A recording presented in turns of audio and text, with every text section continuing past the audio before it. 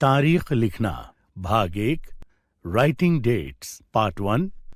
आज हम सीखेंगे तारीख डेट को दो अलग अलग तरीके से कैसे लिखा जाता है। मम्मी, आज टीचर ने परीक्षा की डेट शीट तारीख पत्र दे दिया है। तो कब से शुरू हो रहे हैं तुम्हारे पेपर? पता नहीं। क्यों? तुम्हारे पास तो डेट शीट है ना?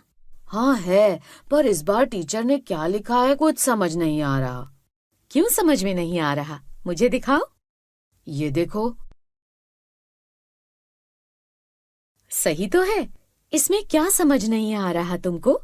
सिर्फ ये समझ में आ रहा है कि किस विषय का पेपर है, लेकिन ये समझ में नहीं आ रहा कि वो पेपर कब है। विषय के नाम के सामने तो तारीख डेट भी लिखी है। ये तो कुछ नंबर लिखे हैं। पहले मैडम ऐसे लिखवाती थी। इस बार मैडम ने क्या लिखवाया है मुझे समझ नहीं आ रहा। अरे बेटा, ये डेट लिखने का ही एक तरीका है।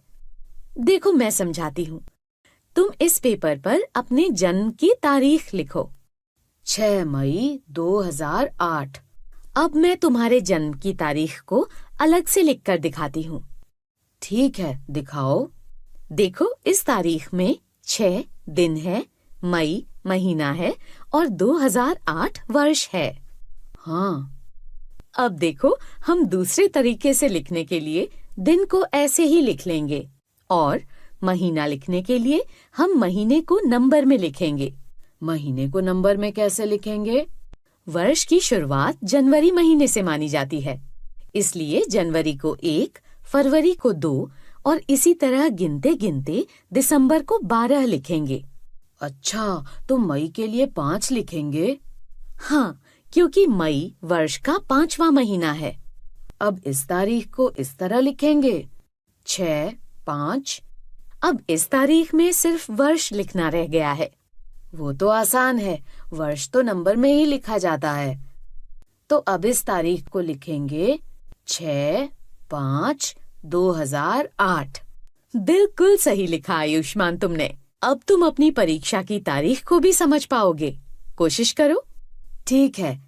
पहला पेपर है 25/9/2019 को। तो दिन और वर्ष को तो ऐसे ही नंबर में लिख देंगे। और महीना है 9, इसका मतलब हुआ सितंबर। इसका मतलब तारीख हुई 25 सितंबर 2019। सही लिखा है आयुष्मान। अब ये बताओ कि आखिरी पेपर किस दिन है? आखिरी पेपर है 5/10/2019। 10वां महीना होता है अक्टूबर, यानी 5 अक्टूबर 2019 को हमारा आखिरी पेपर है। देखा, है ना आसान? अब तुम 2 तरह से तारीख को लिखना सीख गए। आज आपने सीखा तारीख डेट को 2 अलग अलग तरीके से कैसे लिखा जाता है। तारीख लिखना भाग 2 राइटिंग डेट्स पार्ट 2। आज हम सीखेंगे तारीख डेट को 2 अलग अलग तरीके से कैसे लिखा जाता है। आयुष्मान, एक काम में मेरी मदद करोगे? हाँ मम्मी, करूँगा। बताइए क्या करना है। यह तुम्हारे स्कूल का अगले 3 महीने का कैलेंडर है। इसमें तुम्हारे स्कूल की छुट्टियों के दिन लाल रंग से दिखाए गए हैं। तुम इन सभी छुट्टियों को एक पेपर पर लिख दो। क्यों मम्मी? क्योंकि अब से हम तुम्हारे स्कूल की हर छुट्टी पर कहीं न कहीं घूमने जाया करेंगे। फिर तो बड़ा मजा आया करेगा। हाँ, पर मजे लेने के पहले से प्लान बनाना होगा। हाँ, वो तो है। इसलिए मैं सभी स्कूल की छुट्टी वाले दिनों की एक लिस्ट चाहती हूँ। उसके बाद उनके आगे लिख दूंगी कि कहाँ घूमने जा सकते हैं। तो तुम जल्दी से इन तारीखों को पेपर पर लिख कर लाओ। ठीक है मम्मी। अरे, इस कैलेंडर में तो जनवरी, फरवरी और मार्च के महीने दिखाए गए हैं। पहली लाल रंग से लिखी हुई तारीख है 15 जनवरी। तो मैं लिखूंगा 15 जनवरी 2020। अरे, मम्मी ने ये तो बताया ही नहीं कि उनको किस रूप में तारीख को लिखवाना है। चलो दोनों ही तरीके से लिख देता हूँ। जनवरी पहला महीना होता है, तो इस तारीख को ऐसे भी लिख सकते हैं, 15/1/2020। अगली तारीख तो 26 जनवरी है, जो लाल रंग से लिखी है। इसको पहले तरीके से लिखेंगे 26 जनवरी 2020 और दूसरे तरीके से लिखेंगे 26/1/2020। अगली तारीख जिस पर निशान लगा है वो है, अरे जनवरी में तो अब कोई तारीख लाल रंग से नहीं लिखी है, तो फिर फरवरी को चेक करता हूँ।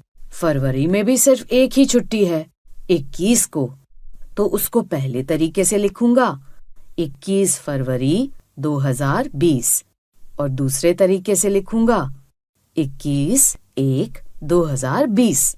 अरे ये तो गलत लग रहा है। ऊपर वाली तारीख है 26/1/2020, तो नीचे वाली कम कैसे हो सकती है? अरे ये तो फरवरी की तारीख है और फरवरी दूसरा महीना होता है, यानी तारीख होगी 21/2/2020। अब मार्च का कैलेंडर देखता हूँ, जो तीसरा महीना होता है। अरे वाह, मार्च में तो 2 छुट्टियां हैं, 9 मार्च और 10 मार्च को। इन दोनों तारीख को पहले तरीके से लिख लेता हूँ, 9 मार्च 2020 और 10 मार्च 2020।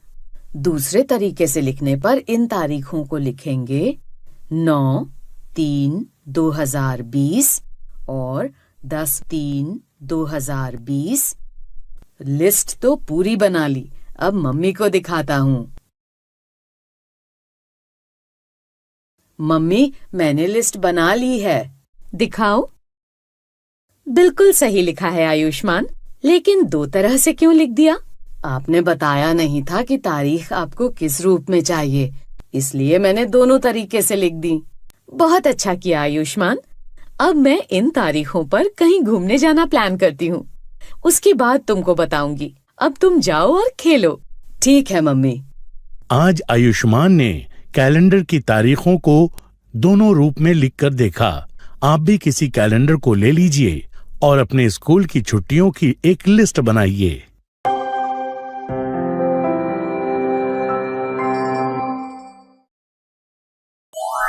12 और 24 घंटे के रूप में समय, भाग 1, reading 12 and 24 hour clock, part 1।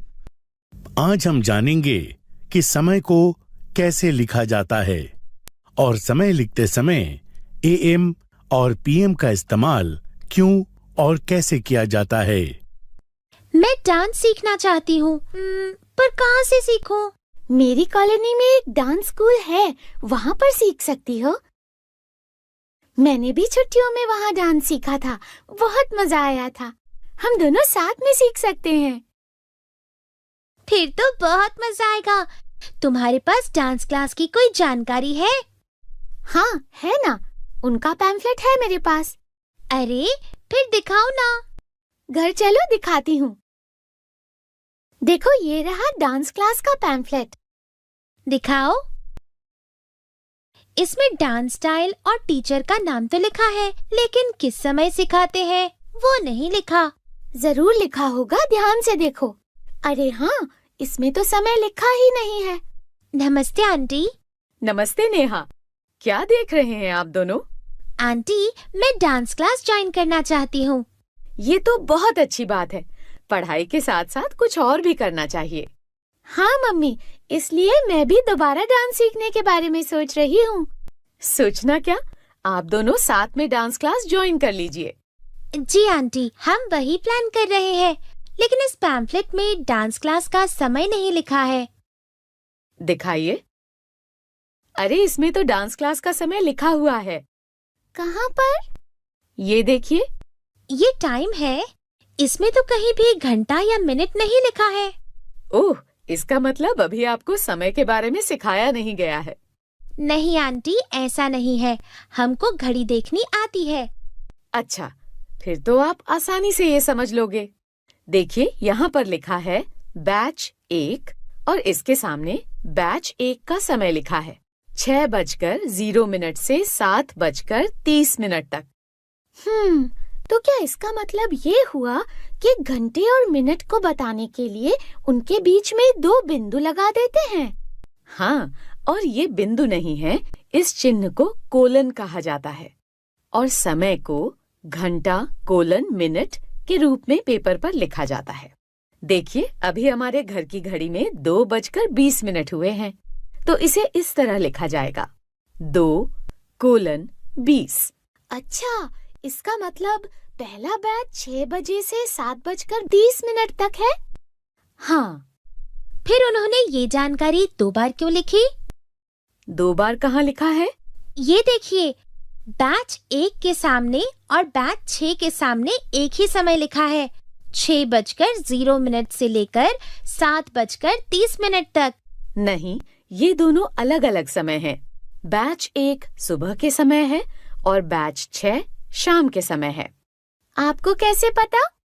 क्योंकि उन्होंने लिखा है। देखो, बैच 1 के लिए जो समय लिखा है उसके आगे AM लिखा है, जबकि बैच 6 के लिए जो समय लिखा है उसके आगे PM लिखा है।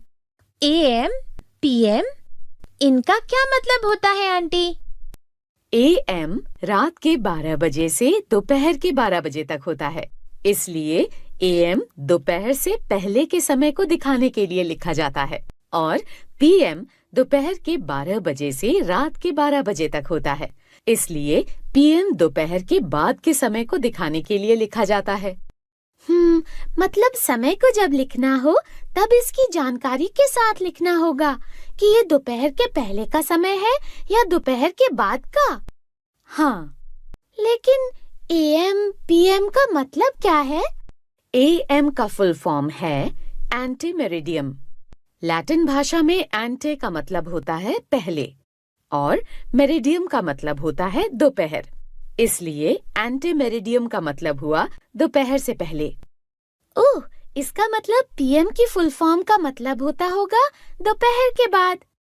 हाँ, PM की फुल फॉर्म होती है पोस्ट मेरिडियम। पोस्ट का मतलब है बाद में और मेरिडियम का दोपहर, इसलिए PM का मतलब हुआ दोपहर के बाद। इसका मतलब डांस क्लास का बैच 3 दोपहर के पहले 11 बजे शुरू होता है और दोपहर के बाद 12:30 पर खत्म होता है। बिल्कुल सही। अब आप समय को पढ़ना और लिखना सीख गए। हाँ मम्मी, आप भी टीचर बन सकती हो। आज आपने सीखा कि समय को घंटा कोलन मिनट के रूप में लिखा जाता है। समय के आगे AM तब लिखा जाता है जब दोपहर से पहले का समय लिखना हो। समय के आगे PM तब लिखा जाता है जब दोपहर के बाद का समय लिखना हो। AM की फुल फॉर्म है एंटे मेरिडियम, जिसका अर्थ होता है दोपहर से पहले, और PM की फुल फॉर्म है पोस्ट मेरिडियम, जिसका अर्थ होता है दोपहर के बाद। 12 और 24 घंटे के रूप में समय, भाग 2, reading 12 and 24 hour clock, part 2। आज हम सीखेंगे समय को 24 घंटे के रूप में कैसे लिखा जाता है। वंदना, रविवार को मैं खेलने नहीं आ पाऊंगी। मैं, मम्मी और पापा घूमने के लिए झांसी जा रहे हैं। फिर हम लोग वहाँ से रविवार की रात को वापस आएंगे। झांसी में बहुत अच्छे अच्छे किले हैं। हम लोग वहाँ पिछले साल गए थे। तुमको बहुत मजा आएगा। तुम वहाँ कैसे जा रही हो? हम लोग तो ट्रेन से जा रहे हैं। तो क्या तुम्हारी टिकट बुक हो गई? हाँ, पापा ने कल इंटरनेट से टिकट बुक की और उसका प्रिंट भी निकाल लिया। ट्रेन की टिकट कैसी होती है? मुझे भी दिखाओ। मैंने आज तक ट्रेन की टिकट नहीं देखी है। वो तो मम्मी के पास है। तुम यहीं रुको, मैं लेकर आती हूँ। ये रही हमारी टिकट। एक झांसी जाने के लिए है और एक वहाँ से वापस आने के लिए। चलो देखते हैं इस टिकट में क्या क्या लिखा होता है। देखो, इसमें मेरा, मम्मी और पापा का नाम लिखा है। ये भी लिखा है कि ट्रेन दिल्ली से झांसी तक जाएगी। और ये क्या लिखा है? Scheduled departure. इसका क्या मतलब होता है? पता नहीं, पर इसके सामने तारीख लिखी है और समय के रूप में भी कुछ लिखा है, पर समय नहीं है। समय के रूप में तो समय ही लिखा होना चाहिए। नहीं, देखो समय के रूप में 17:45 लिखा है। हाँ, और साथ में AM, PM भी नहीं लिखा है। हाँ, चलो ना, चलकर तुम्हारी मम्मी से पूछते हैं कि ये क्या लिखा है। मम्मी, अच्छा हुआ आप आ गईं। हमें आपसे कुछ पूछना है। बताइए, क्या जानना है? ये जो हमारी ट्रेन की टिकट है, इसमें शेड्यूल्ड डिपार्चर लिखा हुआ है। इसका क्या मतलब होता है? शेड्यूल्ड का मतलब होता है निश्चित किया हुआ समय, और डिपार्चर का मतलब होता है प्रस्थान। तो शेड्यूल्ड डिपार्चर का मतलब हुआ ट्रेन के चलने का निश्चित किया हुआ समय, यानी ट्रेन इस समय पर प्लेटफॉर्म से चल देगी, तो हमको इस समय से पहले ट्रेन में बैठ जाना है। मतलब यह जानकारी समय को दिखा रही है। हाँ, ट्रेन के आरंभ होने की तारीख और समय दोनों को दिखा रही है। इसमें तारीख तो हमको समझ में आ रही है, लेकिन समय कहाँ लिखा है? ये देखो वंदना, तारीख के ठीक आगे समय लिखा हुआ है। पर ये तो 17:45 लिखा हुआ है।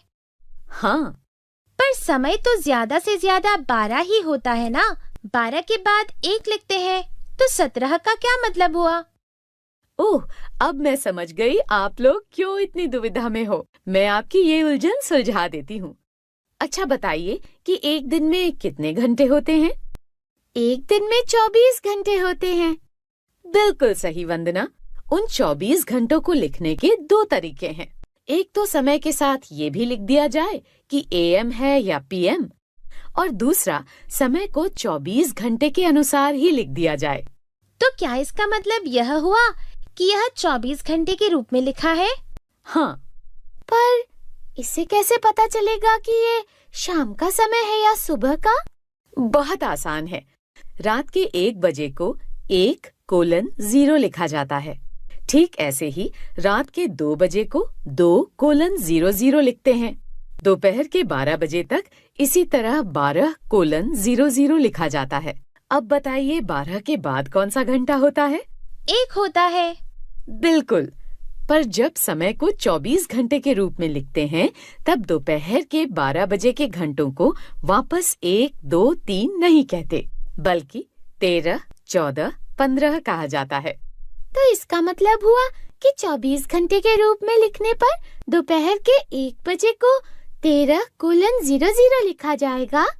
हाँ, और इसलिए जब मैंने देखा कि हमारी ट्रेन 17:45 पर है, तब मैंने कहा कि हमारी ट्रेन शाम को 5:45 पर है। क्योंकि आपने 12 के बाद पढ़ना शुरू किया। 13, 14, 15, 16 और 17, यानी शाम को 5 बजे। हाँ नेहा।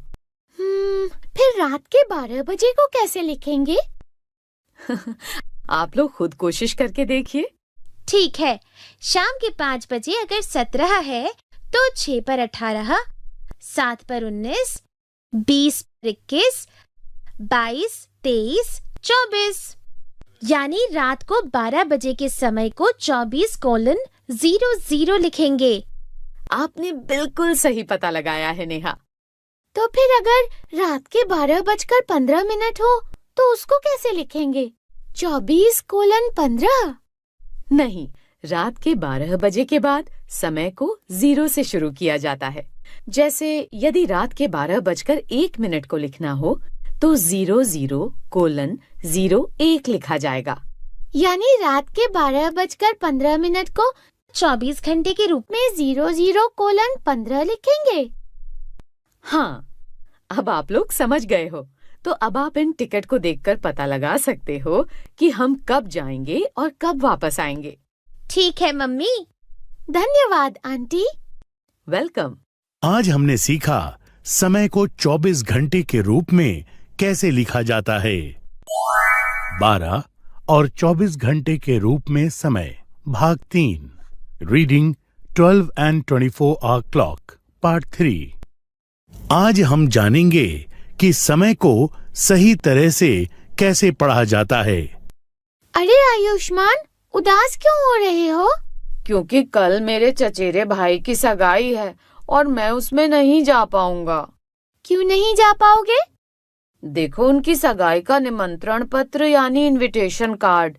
उनकी सगाई तब हो रही है जब मैं स्कूल में होता हूँ। दिखाओ तो। देखो उनकी सगाई सुबह 8 बजे से 11 बजे तक है और उस समय तो मैं स्कूल में रहता हूँ। इस कार्ड में तो शाम के 8 से रात के 11 बजे तक का समय लिखा है। तुमसे किसने कहा कि सगाई स्कूल के समय में है? नहीं, स्कूल के समय में ही है। ध्यान से देखो, समय के आगे पीएम लिखा है। हाँ, मैंने देखा है। पीएम लिखा है, इसलिए तो कह रही हूँ कि सगाई शाम को है। पीएम का इस्तेमाल दोपहर से पहले के टाइम को बताने के लिए किया जाता है। नहीं आयुष्मान, पीएम की फुल फॉर्म है पोस्ट मेरिडियम। मेरिडियम का मतलब होता है दोपहर और पोस्ट का मतलब होता है बाद में, यानी पीएम का मतलब हुआ दोपहर के बाद। सच में? हाँ, पहले मुझे भी उलझन होती थी, पर जब से मैंने इनकी फुल फॉर्म को ध्यान में रखना शुरू किया, तब से मुझे कोई दुविधा नहीं होती। अच्छा, इसका मतलब मैं सगाई में जा सकता हूँ? हाँ, जा सकते हो। और तुम भी एएम पीएम की फुल फॉर्म याद कर लो। अरे हाँ, पीएम की तो मुझे याद हो गई, पोस्ट मेरिडियम। अब एएम की भी बताओ। एएम की फुल फॉर्म है एंटे मेरिडियम। मेरिडियम तो मुझे पता है, दोपहर, लेकिन एंटे का मतलब क्या होता है? एंटे लैटिन भाषा का शब्द होता है जिसका अर्थ होता है पहले, तो एएम का मतलब हुआ दोपहर से पहले। अब समझ गया और कभी नहीं भूलूंगा। पर सबसे ज्यादा अच्छा है कि मैं सगाई में जा पाऊंगा। कैसा रहा सगाई का कार्यक्रम? बहुत अच्छा रहा, और वहाँ से मैं तुम्हारे लिए एक समय से संबंधित पहेली भी लाया हूँ। तुमको बहुत मजा आएगा। बोलो तो पहेली पूछूं? पूछो। मेरे चचेरे भाई की सगाई में गांव से मेरे चाचा को भी आना था, पर वो नहीं आ पाए। क्यों नहीं आ पाए? यही तो पहेली है, आगे सुनो।